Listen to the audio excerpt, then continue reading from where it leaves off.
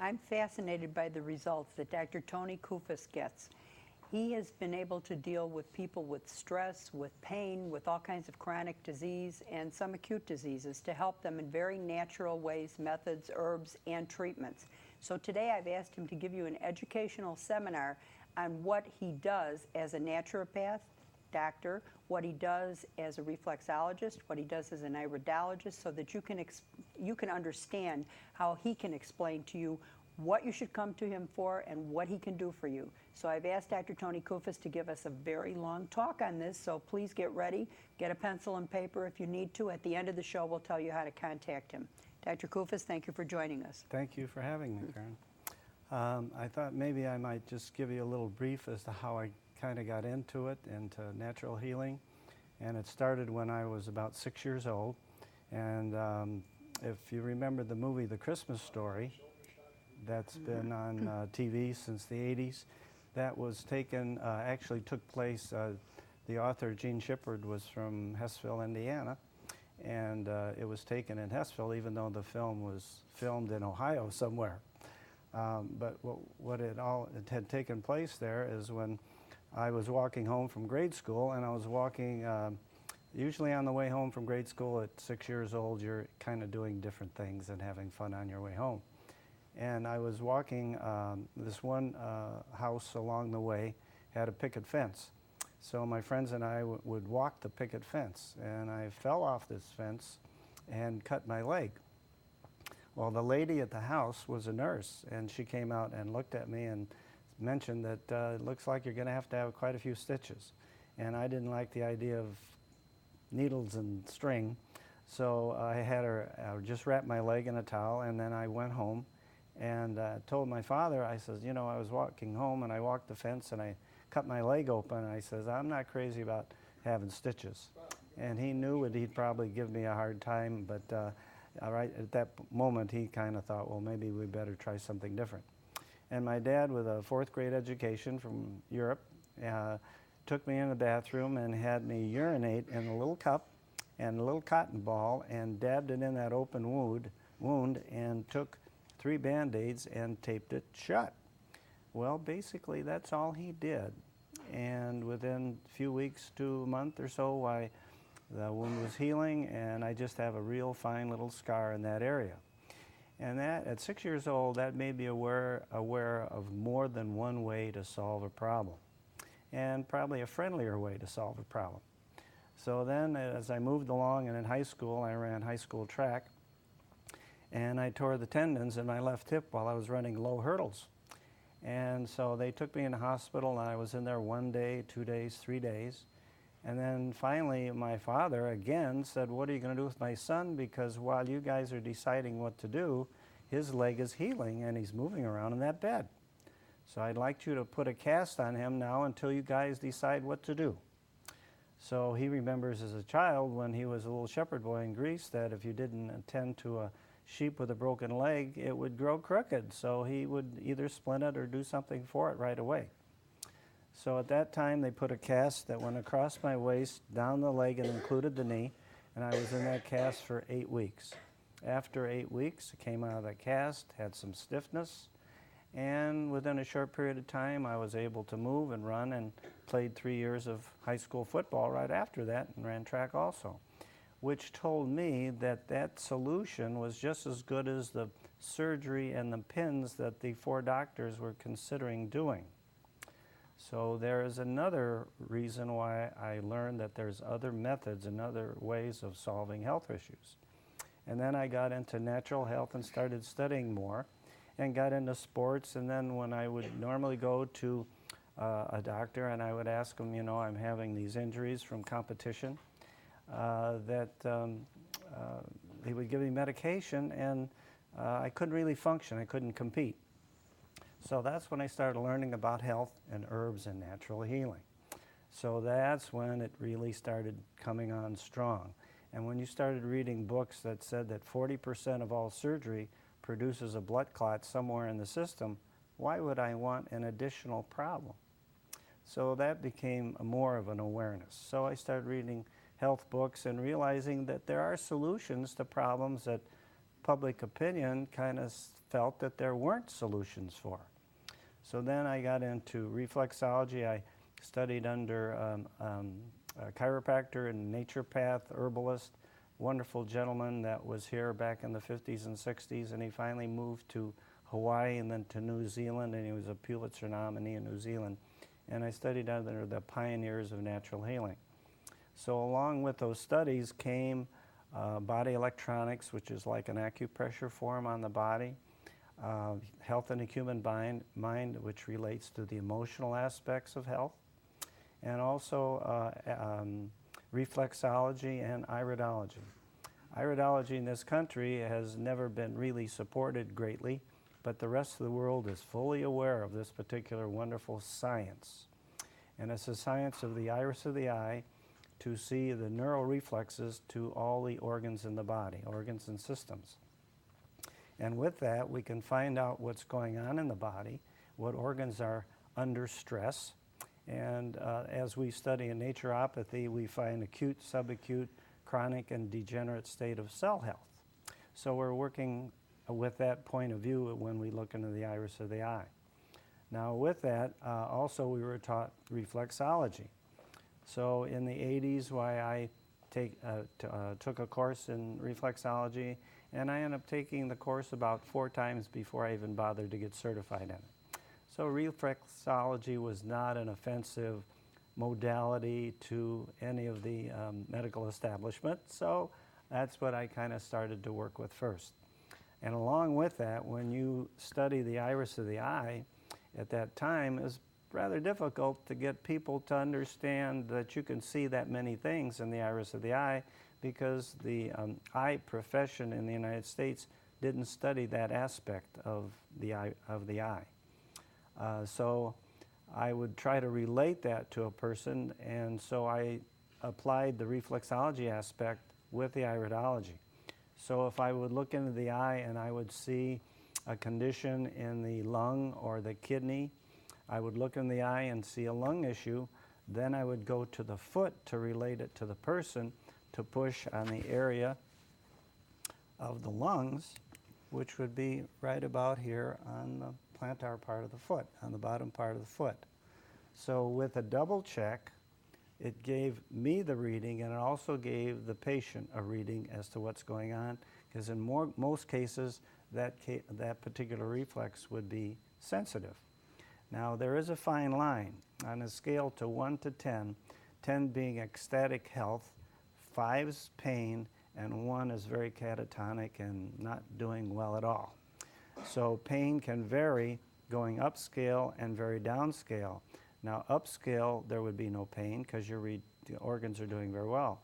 Downscale, the nerve supply is numb and deadening, so there would be very little pain discomfort, but no vitality in that area, and usually the person will reflect the area that they're not doing well. So that's how we kind of understand that aspect of it. So now with understanding what areas need improvement, where there's stress in those organs, wherever there's stress, if you can visualize a lasso around your kidney or your liver and it's pulled tight, so that organ can't work well because it's tightened up. If you can release that tension around that organ, and the tension can be produced by malnutrition or just emotional stress. Stress is stress, and it can come from many different forms. And they claim that 75% of all health conditions today are stress-related, so it's a major factor to be considered. So with that aspect, we know what kind of stressful condition is in that organ, and I have even other ways through tongue analysis or facial analysis that also reflects those areas of the body. So there's several ways of checking what's going on in the body. Then the study of herbs through the naturopathic studies support those organs. So we can figure out which organs are under stress, nourish them by putting the herbs, recommending the herbs to supply that organ in the quality level of the herbs and in the volume level that's required. In naturopathic study, to have herbs function at a level of maybe a powerful drug, you do need to megadose, and you do need quality. So you can always check, start with a certain amount on a daily basis. If there's progress made, then you stay with that volume. If there's no progress made, then you increase the volume of that nutritional support. So when you're combining taking out the unfavorable intake of foods that we kind of know is harming us, add foods that will support us, and then add the nutrition to improve that condition, a lot of good things can happen. And that's what's great about this work. I've had people come to me with all kinds of medical problems that were diagnosed from their doctor, and they asked that I would like to work on my health conditions in a natural way. So we don't treat a specific disease because that's their department. I would be aware of the conditions of those organs that are not doing well because they've told me that from their diagnosis. But I approach the whole body with the sum of its parts and concentrate on the areas that are under stress. And when you put that all together, good things start happening. And just to show you that anything that I do is not new. Reflexology is in the physician's tomb in Egypt, 2300 BC. Isn't that amazing? Nothing new under the sun. So with that, then iridology has been around for centuries also. Eastern countries, Tibet, goes way back. And in more modern days, probably in the 1800s and 1900s, developed and moved along. And actually, in the last 30 years, even developed more so. The rest of the world is fully aware of iridology. And to give you an idea, what's kind of interesting, the latest validations of iridology was Unger, which was, I believe, Hitler's chief surgeon general, I believe, somebody can correct me on that. And when he did physicals on his soldiers, they did iridology to mark conditions in the body. And when the soldiers came back and their bodies were dead and they did autopsies, the iridology validated when they did the autopsy of what was going on in that body. So that's probably the most recent validation of the truth of iridology related to the organs in the body. So when we have reflexology, which is acupressure on the feet and acupressure on the hands, and actually there's reflex points on the ear that also relate to that. Years ago I took a health class, and one of the fellows in the class was a medical doctor. When he was in Canada, and he would use acupressure and acupuncture points on the ear that related to all the organs in the body. So this is worldwide. This information is available to you. So when I learned these areas, and they were not invasive ways of finding out what's going on in the body. Now, as again, I say that we don't diagnose diseases, but we see stressful conditions in organs and systems. But usually a stressful condition is related to a lower function of that organ. So we need to support it. When we read the iris of the eye, we see how everything is doing, but you don't need to know about the ones that are functioning well. You want to know about the ones that aren't doing too well. Because when people die, if they don't get run over by a car or killed somehow, they usually die by their weakest link. And if we knew what those weaker links were, and we worked on supporting those before they become subacute or chronic or even worse than that, then we can possibly get more miles out of our chassis, so to speak. So that's what I call a prevention type of approach to health that's naturally inspired with herbs and diet and therapies, because I had a chiropractor many years ago when I was in my teens, when I was competing very well. And he always commented, nerve and blood supply, Tony, nerve and blood supply. You get nerve and blood supply to the area that's not doing well, and that condition will change. You get the nourishment in that area, and you overwhelm it with goodness, then the badness will leave. That was kind of his philosophy, and I've carried that ball since then. And it certainly has proved to be true. So a lot of things that have been kind of touted as not being solvable or curable worldwide are. And iridology, reflexology in England and Germany and Australia and Greece and Italy, and even Russians have PhDs in iridology. So it's a common science throughout the world, so it's an interesting thing to be observant about. Iridology, to show you maybe a little more closely, even though I had this up earlier, if you can focus in any closer, you will see that there is an area here related to the lung, related to the thyroid, related to the intestines, related to the kidneys, reproductive organs, areas of the brain. To give you an example, I had a patient several years ago that had epileptic fits. And with the epileptic fits, they tried he was 32 years old. They were from Ireland and they believed in herbs, so I had a good patient. So when I read the iris of the eye, I saw a condition in the area of the brain, which would be about 12 o'clock, at the top of the iris of the eye. Well, that condition, when we see a parasitic condition, we do not see parasites. We can see a condition that may attract parasites if they intervene your body. How do you get parasites? From the food you eat, from the water you drink. There's walking in the grass when there is fecal matter in the grass. There's many ways that you can attract parasites in the foods you eat. If certain foods aren't cooked well and they have parasites in the food, it's possible that you can attract that condition. So not knowing it, it showed a condition that may attract them. So we worked with that area with herbs and nutrition, and within 2 weeks, that person's epileptic fits reduced by 50%, and his wife said that after about 30 days, the fits were gone, and that fella had had them all his life, and they were finally gone. That was exciting. So there's a lot of things that conventionally aren't addressed that can be addressed naturally and possibly have some good results. Many times when there is a bowel obstruction, and when we look in the colon, in the area of the bowel, we can feel on the foot roughly the area in which there's an impaction or condition.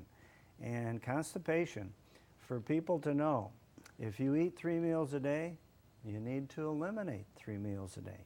Anything less than that, you're reabsorbing toxins, and over a period of time could start producing fatigue. Here we are talking about foods that have no enzymes in them, and we're eating them on a daily basis, which relates to a lot of fast foods, creates a lot of health issues. And we should try to be more conscious of eating fresh and raw, live foods. If you eat cooked, the old rule of thumb was at least if you're having 25% cooked on your plate, 75% fresh. So at least you have the enzyme activity to digest the foods that have been cooked, and all the life forces are out of there. Once you get over 110 or 112 degrees, some of those enzymes are starting to disappear. So we need fresh and raw along with cooked if we choose cooked. So we can understand why a lot of vegetarians go fresh and raw, and in most cases people do benefit by thinking in that direction. But our digestive history pretty much dominates how we personally would work and function well. Easterners, Eastern Europe, 20 years of the digestive system generationally. If they're used to, quote, feta cheese, if they're used to dairy, and they have it in limited amounts, their digestive systems are geared for that. That's why I support that in reasonable amounts. But fresh and raw should be dominant. Salads should be dominant. Now you're talking Asians that are used to a completely different diet. Their digestive systems for 20 generations have been geared for that rice factor and those types of foods, which would work very well for them. So that's how I kind of evaluate what is kind of better for us as we choose to decide how we want to eat. Tell us about some of the treatments that you have in your office. Treatments in the office with the reflexology. I have developed a compression apparatus that you can put your feet in these boots, and I turn it on and it draws the air out and produces compression on the plantar part of the foot, which produces reflexology to all the reflex points on the bottom of the feet, all at the same time. So it's, in 10 minutes, it's equivalent to a full hour of hand work. So over the years, my hands have taken their toll, so it's a win-win situation with that particular machine. Can people purchase those boots too, or it's just in your office? It's just in my office because we kind of developed that system. Mm-hmm. And then we also have some interesting vibrators to help stimulate that nerve and blood supply. You know, when you're dealing with diabetics that are having limited nerve and blood supply to the feet, and I've worked with many diabetics that were going to have their feet removed, and if they're willing to change dietetic habits, get on certain herbs that will support them, and do some stimulation to the feet, we can save those feet. Now, some of the people are so addicted to certain foods to a high degree that they're not able to make that change, and I really can't help those people. But the ones that are willing to make adjustments and accept the fact that they can improve their health by going in these directions, we can help them tremendously. You also have a Rife machine, right? Yes. That's spelled R-I-F-E? I believe it's R-E-I-F. R-E-I-F, okay. And that was developed by an engineer or somebody that wanted to help his friend who had cancer. Yes. And it actually did help. Yes, So absolutely. that's something that you can actually also apply do. also.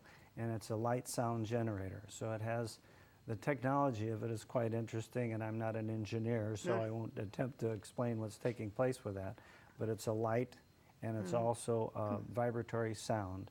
And both the frequencies, because when we're talking herbs, and this isn't too in-depth, herbs have frequency. The organs have frequency. Herbs that vibrate at a certain frequency over the generations that have been proven to be beneficial to those organs have a compatible frequency. So you can produce it by nutrition, you can produce it by light or with sound. There's many ways that are modalities that are out there that can help support that. You also have an ionic foot bath, correct? That can take toxins out of your system. Yes, and that will actually help to draw out toxins. Now, you would have to have a lab test to prove exactly what's coming out, but there's definitely a value to drawing that out, and many people have really benefited by doing a detox through the feet. When you combine herbal detox with detoxification through the feet, you're speeding up the process and you're getting well faster. And I've had those, and I've seen how the colors change, and I've seen people who had cancer who was sitting next to me who had a totally different color than I had. Yes. So it's very interesting. One last thing, you have a machine. I call it the squiggle machine. Yeah, What does that do? That's a good description of it. That was designed by a Chinese medical doctor that watched fish swim. And he always looked at fish realizing that they have a perfect symmetry on both sides of their spine. And you look at people and you watch them going down the street and they're tilted one way and they're twisted and their hips are torqued, and all because of the stresses of life or the injuries that may have had over a period of time. But the fish is perfect because he uses the muscles on both sides of his spine equally. So that swing master is called, when you lie down and put your ankles across it and it rocks your ankles back and forth, it equalizes the energy to both sides of the spine. And amazing how sometimes people can actually get a spinal adjustment just by laying on the machine. Well, we've been talking to Dr. Tony Koufos, listening, I should say, to Dr. Tony Koufos. He is a naturopath, he's a reflexologist, and he's an iridologist. Now, if you'd like to see him or get information from him, you can call his number at 630-637-8403. I know it by heart because you never know when you're going to need it. But he has an office in Glendale Heights, which is just off of 355 and Army Trail Road, right? Like Yes. 1 block west. It's on the first floor for those of you who have trouble getting upstairs. Or you can see him at the Sunrise Health Food Stores in Lansing and in Homewood. Is that correct? Yes. And you're there on Tuesday nights? usually? Tuesday nights, okay. So he comes from Indiana and he goes all the way, and he does make house calls sometimes, but a lot of the therapies are things that should be done in the office. And often people are concerned about reimbursement and insurance, and you may try to submit this to your own insurance. However, there could be a problem with that because this is natural health care. However, it's less expensive and probably would be the same amount as your co-payment on your regular insurance. That's right. Which brings me to something I want to give information on today too, and I only have a minute or two left and then I'll let you end it.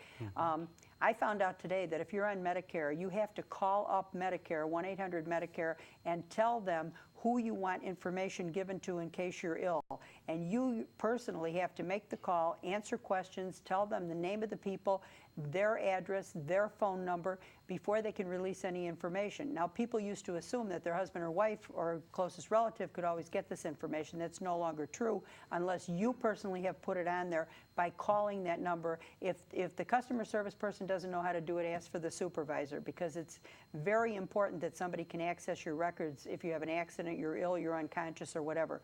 So call 1-800-MEDICARE and tell them you want this electronically put on through a phone call with your information.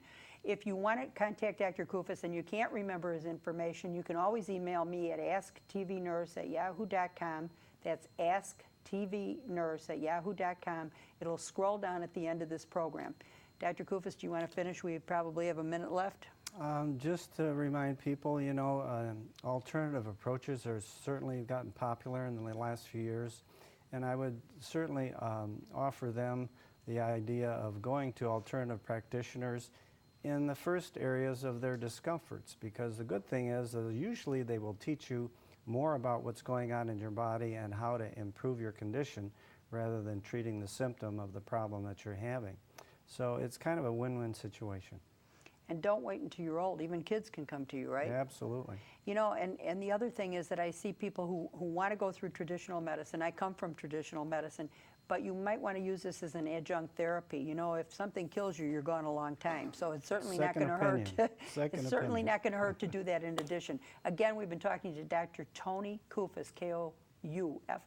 He's a naturopath in Glendale Heights, and he can see you in Lansing or Homewood. Or you can make other arrangements by calling 630-637-8403. Okay, thank you for joining us, Dr. Koufos, and thank you, and we'll see you next time. Thank you.